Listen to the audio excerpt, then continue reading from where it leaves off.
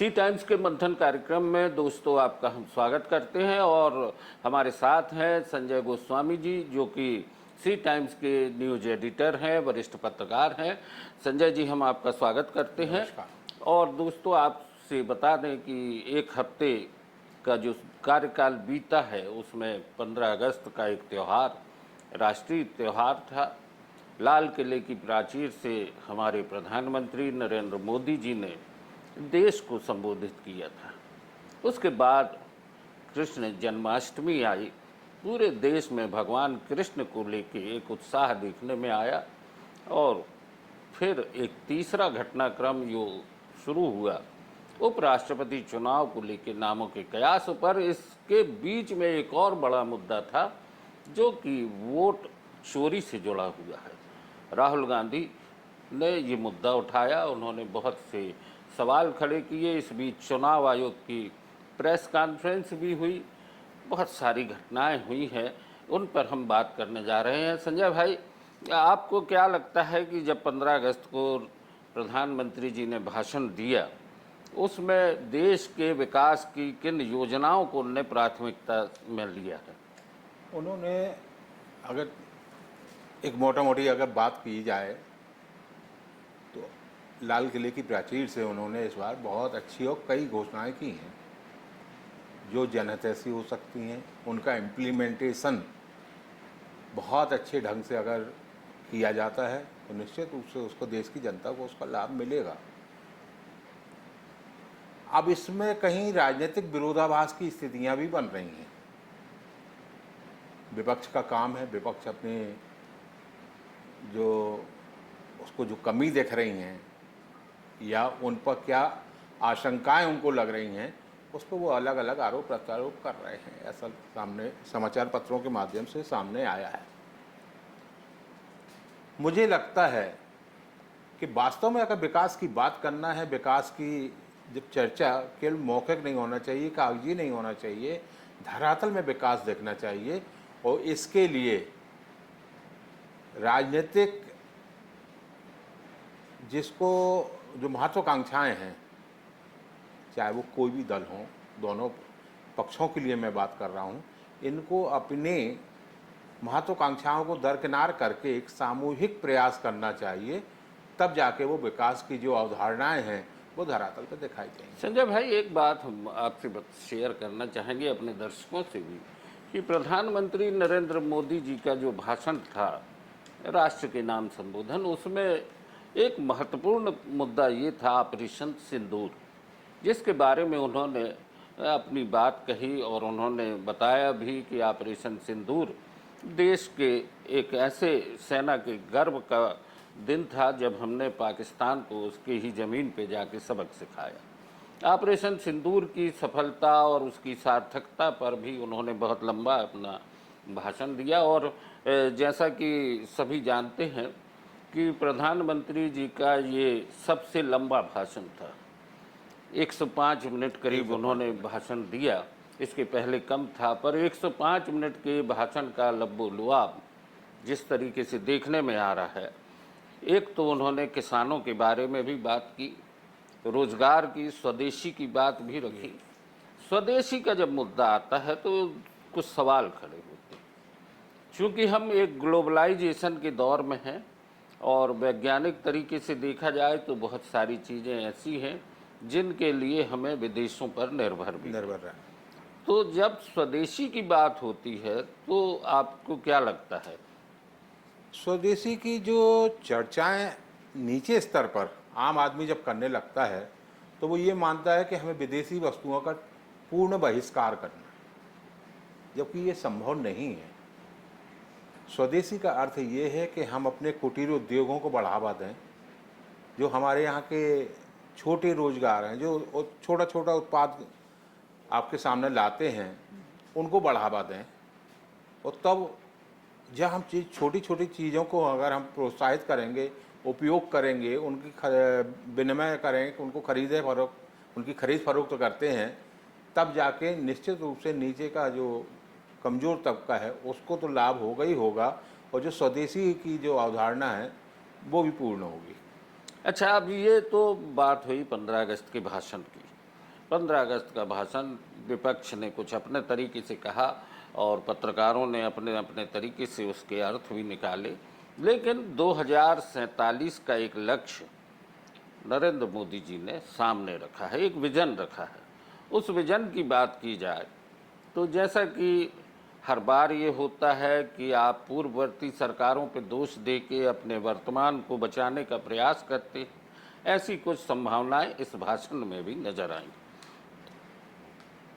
मुझे लगता है कि वर्तमान दौर में जो चल रहा है कि जो इतिहास की गलतियां हैं, उन गलतियों को ढाल बनाकर अपनी राजनीति को उभारने की, जबकि वास्तव में जो है इतिहास की गलतियों को भुलाया नहीं जा सकता। अगर कोई गलती हुई है किसी से तो उन गलतियों से हमें सबक लेना है और वो सबक लेके हम उन गलतियों का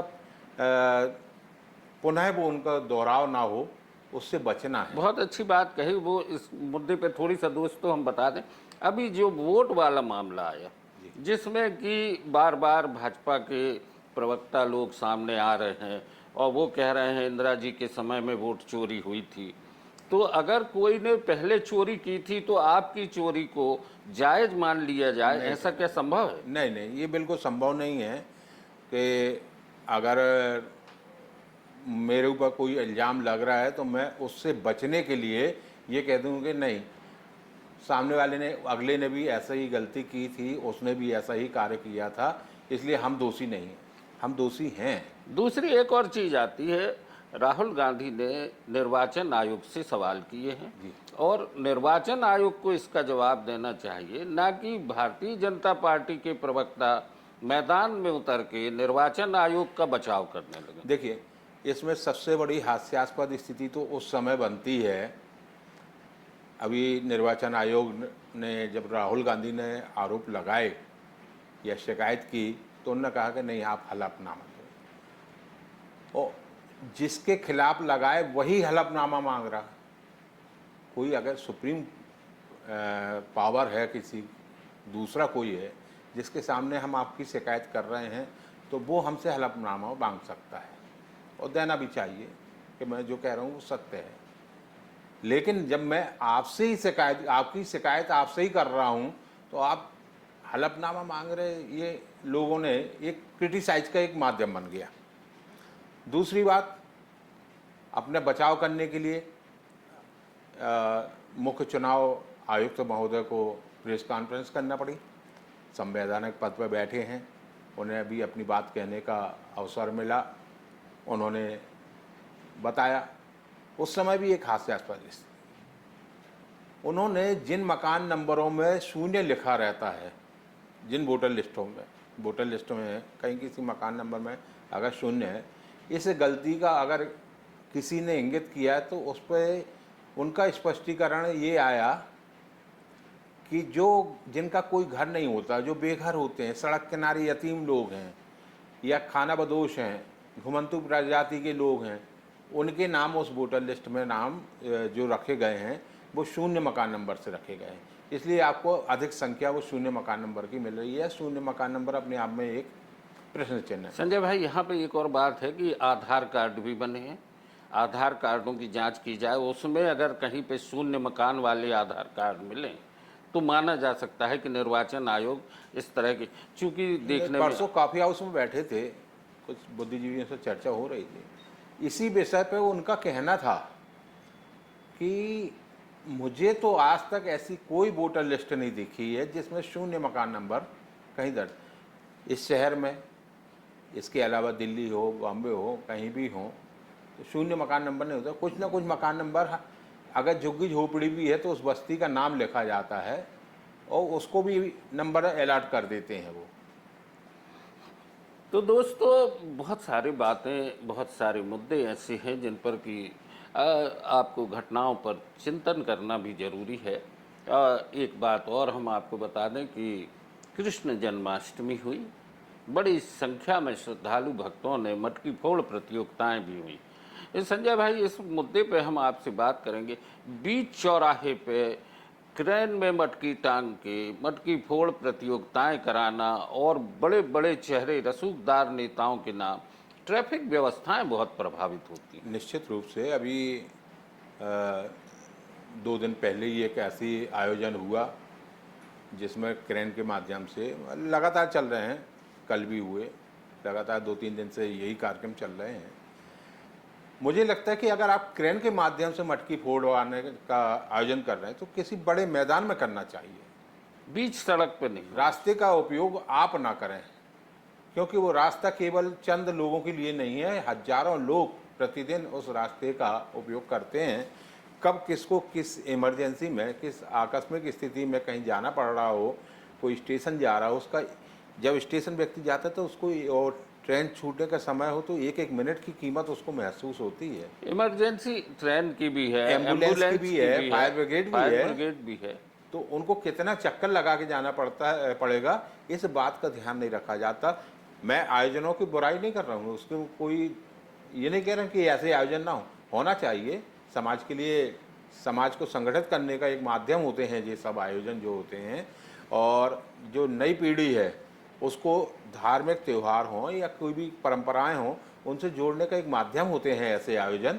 जैसे लोकमान्य बाल गंगाधर तिलक ने गणेशोत्सव सार्वजनिक रूप से जब पुणे में स्टार्ट किया था, तो उसका मूल उद्देश्य यही था कि आज़ादी की लड़ाई में नई पीढ़ी को हम कैसे जोड़ें, लोगों को कैसे संगठित करें, और उसके लिए उन्होंने एक सार्वजनिक गणेशोत्सव की परंपरा। लेकिन बीच सड़क पे मटकी टांग के लोगों को संगठित करने के नाम पे आप जो काम कर रहे हैं उससे बहुत सारे लोग प्रभावित होते हैं, बच्चे प्रभावित होते हैं, यातायात, इमरजेंसी सुविधाएं वे सारी प्रभावित होती हैं। बहरहाल दूसरा अब मुद्दा आता है उपराष्ट्रपति का। उपराष्ट्रपति चुनाव को लेके इंडिया गठबंधन, एनडीए दोनों ने अपने प्रत्याशी घोषित कर दिए हैं।